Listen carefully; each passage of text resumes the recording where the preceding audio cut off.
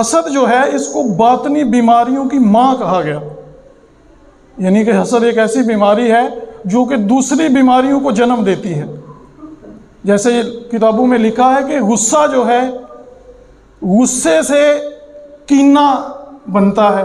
اور کینے سے حسد بنتا ہے۔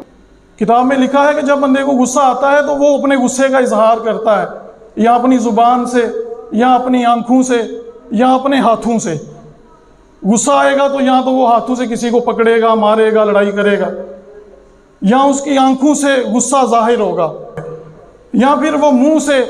کچھ ایسی باتیں کہے گا کہ پتہ چلے گا اس کو غصہ آ گیا ہے۔ اب اگر وہ بندہ غصے کا اظہار نہ کر سکے، فرض کریں اگلا بندہ بڑا پاورفل ہے کہ وہ غصہ کرے گا، اسے پتہ ہے مجھے آگے سے مار پڑ جائے گی، یا میں کوئی بات کہوں گا تو مجھے 2 باتیں سننے کو ملیں گی، 4 باتیں سننے کو ملیں گی، تو اب کیا ہوتا ہے کہ